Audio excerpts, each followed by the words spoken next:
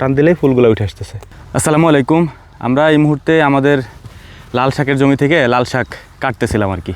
এই লাল শাকগুলো হচ্ছে ঈদের আগে কাটার কথা ছিল, আনফর্চুনেটলি কাজের চাপের কারণে সেটা আর করতে পারি নাই।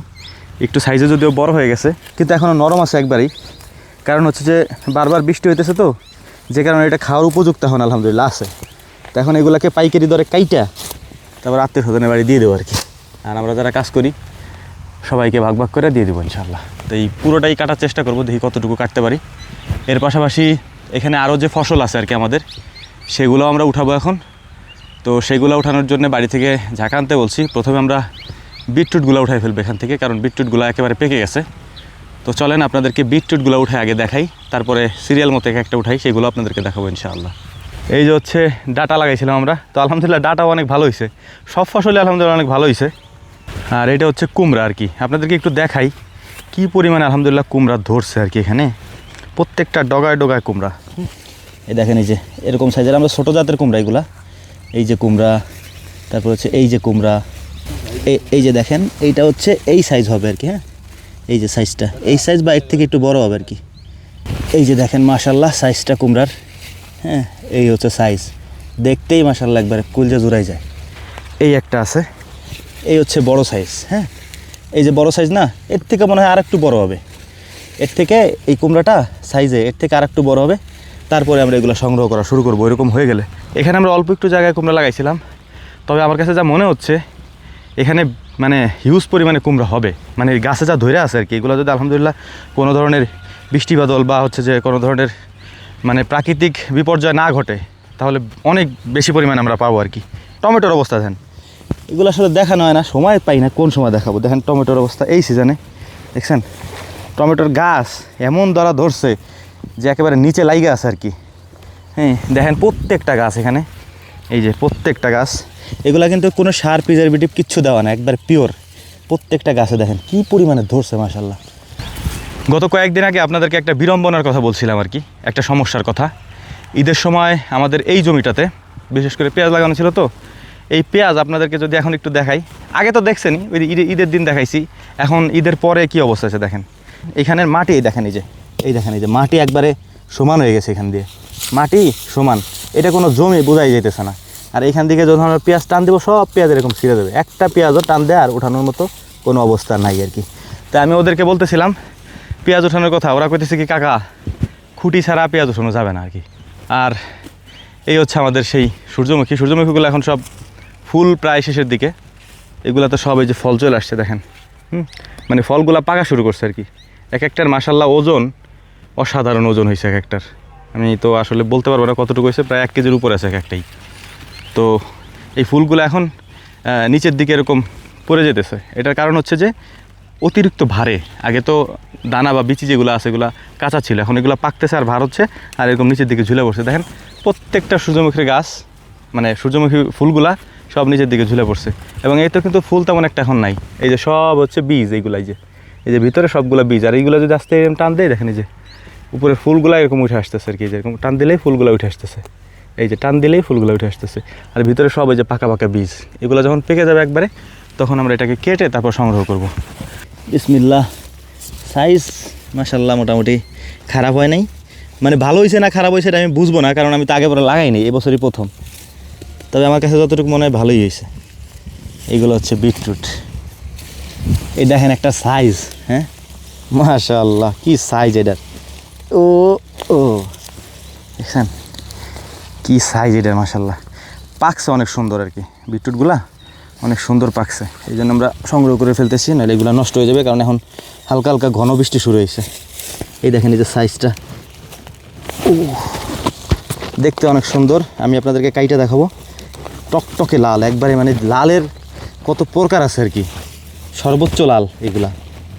আমার হাতে এখন যে দুইটা দেখতে পাচ্ছেন, এটা হচ্ছে বিটরুট আর এটা হচ্ছে গাজর।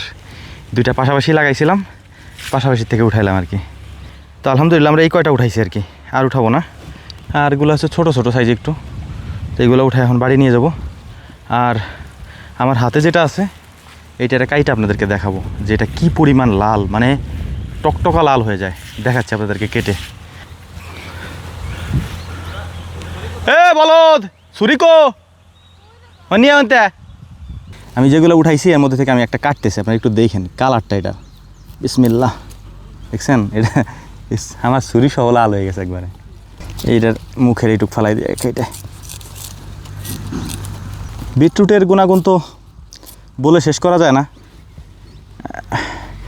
দেখেন মাশাআল্লাহ, এটা কাটি, এরপরে সাইজটা দেখেন এর, আর এর ভিতরের কালারটা দেখেন। শুধু এই দেখেন অবস্থা। আমার জীবনে এরকম লাল কালারের কোনো ফল আমি জীবনে দেখি নাই। বিটরুট আমরা আগে পরে কখনো চাষ করি নাই, এবছরই প্রথম। এই জন্যই হচ্ছে এই জিনিসটা আমাদের কাছে একটু অবাক করার মতো। দেখছেন কালারটা কী পরিমাণ লাল হয়েছে। এটা আমি আপনাদেরকে একটু খেয়েও দেখাই। যেহেতু নিজেরা চাষ করছি, এর চাষ পদ্ধতি, সার পদ্ধতি সব আমাদের জানা।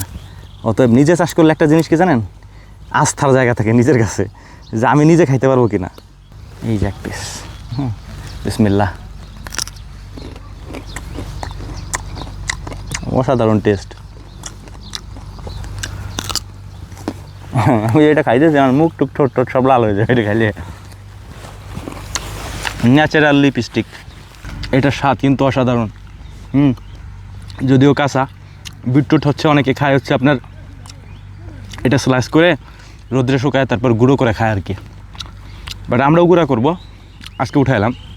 বাড়িতে নেওয়ার পর এটা সুন্দর করে কেটে ছোটো ছোটো ছোটো স্লাইস করে তারপর রোদ্রে শুকাবো। এরপর যখন একবারে কড়কড়া শুকনো হয়ে যাবে তখন আমি ব্লেন্ডের ভিতরে দিয়ে এটা গুঁড়া করবো আর কি। আর রাতে বিটরুট ছিল তো এটা কালার লেগে গেছে কিছুটা এটার ভিতরে। ও মাশাআল্লাহ, ভালো পরিষ্কার হয়ে গেছে। বিসমিল্লাহ। আলহামদুলিল্লাহ, নিজের হাতে লাগানো গাজর লাগাইছিলাম, বড় হয়েছে, এখন খাইতেছি। আল্লাহ তাআলার কি কুদরত, মাশাআল্লাহ। দেখেন টমেটোর অবস্থা, মাশাআল্লাহ, আলহামদুলিল্লাহ।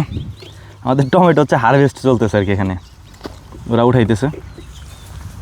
এগুলার ভিতরে এত পরিমাণে রস, নর্মালি বাজারে কিনা যে টমেটোগুলো আছে সেগুলো এত রস হয় না। আমি আপনাদেরকে একটু দেখাই। এর ট্যাপা টমেটো হচ্ছে আমার সব থেকে ফেভারিট ফল আর কি। মানে সিজনের যে সবজিগুলো হয় তার মধ্যে সব থেকে বেশি খাই হচ্ছে টমেটো। আলহামদুলিল্লাহ এবার টমেটো ধরছেও মাশাআল্লাহ, মানে কি বলবো আর, ভরপুর। এই যে এইগুলো হচ্ছে কালো মরিচ, দেখেন কি পরিমাণে মাশাআল্লাহ ধরছে আর কি। আলহামদুলিল্লাহ একেবারে গাছ ভর্তি শুধু মরিচ আর মরিচ। এগুলো কালো মরিচ, মানে খেতে এগুলোর স্বাদ একটু ডিফারেন্ট, ভালো লাগে খাইতে আর কি। হ্যাঁ, মানে ওই রকম মানে গুণাগুণ আমি আপনাদেরকে বলতেছি না, কারণ আমি গুণাগুণ বিবেচনা করার ক্ষেত্রে আগে বিবেচনা করি খাইতে কেমন, স্বাদ লাগে কি না। হ্যাঁ, স্বাদ যদি না লাগে কষ্ট করে আমি খাবো কেন। এই জোক টোক উঠিস না, অলরেডি উঠে গেছে পায়ের উপর একটা। এনে জোক আছে, যদিও জোকে আমার কিছু হয় না, ওইগুলো কোনো ব্যাপার না। এখানে প্রত্যেকটা গাছে যে কালো মরিচ যেগুলো আছে, এই দেখেন যে এইটা কেমনে ধরছে, মাশাআল্লাহ মাশাআল্লাহ তাবারাকাল্লাহ। এটা দেখেন কি পরিমাণ মরিচগুলো ধরছে মাশাআল্লাহ। আর আব্বা হচ্ছে এখান থেকে এই যে বেগুন ছিটতেছে আর কি। তো আমার মাথার উপরে কি বলেন তো, আমার মাথার উপরে যেগুলো আছে এগুলো হচ্ছে টমেটো। নাম দি বিসমিল্লাহ। এটা 2-1 দিন রেখে দিলেই পাইকে যাবে আর কি। কি মরিচ দিয়ে আর বিটরুট দেখাইস? হ্যাঁ রে, ওর কাছে সেই স্বাদ লাগতেছে বলে। আলহামদুলিল্লাহ কইতে আলহামদুলিল্লাহ ক। এই তো ঠিক আছে। এবার এই হচ্ছে ডাটা। হ্যাঁ, ডাটাও সময়ের অভাবে আমরা উঠাইতে পারি না, দেখেন কত বড় হয়ে গেছে। বাট এইটা প্রচণ্ড পরিমাণে নরম, মানে খাওয়ার একেবারে উপযুক্ত। আমি যদি ভেঙে দেখাই, দেখেন দেখছেন ভেঙে যেতেছে। মানে বৃষ্টি হওয়ার কারণে গাছগুলার থেকে ডাটা নষ্ট হয় নাই, একবারে খাওয়ার উপযুক্ত আছে এখনও। মানে এখনই ওইটার খাওয়ার উত্তম সময় আর কি ডাটাটা। আর এখানে কিছু ভেন্ডি আছে, ভেন্ডি চিনেন আপনারা? ভেন্ডি হচ্ছে ঢ্যাঁড়স। হ্যাঁ, এই যে ঢ্যাঁড়স, এইগুলো হচ্ছে ঢ্যাঁড়স। এই ঢ্যাঁড়সগুলো ছোটোবেলায় আমরা কাঁচাই খাইতাম, এখন বড়োবেলাও আমরা কাঁচা খাই, সমস্যা নেই। এগুলো মানে কাঁচা খাওয়া যায়। এটা নষ্ট হয়ে যেতে পারে, এটা ছিঁড়ে ফেলেই। এই হচ্ছে কুমড়ার সাইজ। এই পোকটোক দলে দিয়ে দাও ছিঁড়ে। তো আলহামদুলিল্লাহ কী সংগ্রহ করলাম আমাদের সবজির ক্ষেত থেকে সেটা আপনাদেরকে একটু দেখাচ্ছি। প্রথমে আমরা এখানে আসছিলাম হচ্ছে পেঁয়াজ উঠাইতে, কারণ এখন যেহেতু পেঁয়াজ ওঠানোর মৌসুম, একেবারে ফুল দমে চলতেছে পেঁয়াজ ওঠানোর কাজ। এখানে কিছু পেঁয়াজ ছিল, আমরা এটাই ওঠানোর জন্য এখানে আসছিলাম।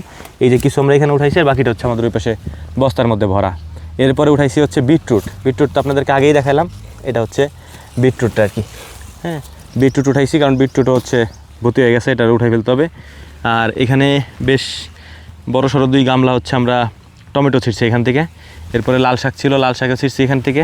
এই যে লাল শাক আছে, বিটরুট আছে, গাজর আছে, এখানে হচ্ছে বেগুন আছে, এটার মধ্যে পেঁয়াজ আছে, কিছু কী বলে এটাকে মরিচ ছিঁড়ছে এখান থেকে, কিছু মিষ্টি কুমড়া ছিঁড়ছে এখান থেকে, এরপরে যে লাল শাক ছিঁড়ছি, এরপরে যে ডাটাও আছে এখান থেকে সংগ্রহ করছি আর কি। তো আমাদের পিছনে যেটা দেখতে পাচ্ছেন, আমি যেখানে বসা এখন, এটা হচ্ছে গরুর জন্য খাবারের ঘাস আর কি, পাকচংটা আমাদের পিছনে যেটা দেখতে পাচ্ছেন এইটা। তো আলহামদুলিল্লাহ হারভেস্টিংয়ের কাজ শেষ, মানে খাওয়ার জন্য যতটুকু আমাদের প্রয়োজন আমরা আজকের মতো নিয়ে নিয়েছি। এত তো আমরা খাইতে পারবো না, হয়তো আত্মীয় স্বজনদেরকে দিতে হবে, আশেপাশে যারা আছে বা যারা আমার সাথে কাজ টাজ করে তারাও নিবে। এই আর কি অবস্থা, সব কিছু নিজেরই, কারণ নিজেই এগুলো ফসল উৎপাদন করছি, ফলাইছি, আলহামদুলিল্লাহ এখন হারভেস্ট করতেছি আর রান্না বান্না করেও খাবো আলহামদুলিল্লাহ। পৃথিবীর যে অবস্থা তাতে কোনো ঠিক নাই, এই জন্য আগে থেকেই যেহেতু কর্মঠ, মানে এই সব পেশায় আর কি কাজ করতে করতে অভ্যস্ত। এই কৃষিকাজ, ছোট্ট একটা বাড়ি, ছোট্ট একটা পুকুর, তারপরে একটুখানি কৃষি চাষাবাদ, একটা গরু, 2টা ছাগল, এমনি যেমনি করা যায় আর কি, অতটুকু করার জন্য এনাফ আলহামদুলিল্লাহ আর কি। আরও আরেকটা বিষয় হচ্ছে যে আমাদের সাথে যারা কাজ করে বা আমরা যারা একসাথে কাজ করি তাদের একটা কর্মসংস্থানের অবস্থা হয়, কারণ সামনে পৃথিবী কোন দিকে যাচ্ছে বলা যাচ্ছে না, খুব খারাপ দিকেই যাবে, ভালো দিকে যাবে এরকম কোনো ইঙ্গিত পাওয়া যাচ্ছে না আর কি। যাই হোক আলহামদুলিল্লাহ, আমাদের জন্য দোয়া করবেন, আমরা চলে যাবো এখান থেকে এখন সকালে বেরোইছি, এখনও বাড়ি যাইনি, তো দোয়া করবেন ইনশাআল্লাহ। আসসালামু আলাইকুম রহমতুল্লাহ।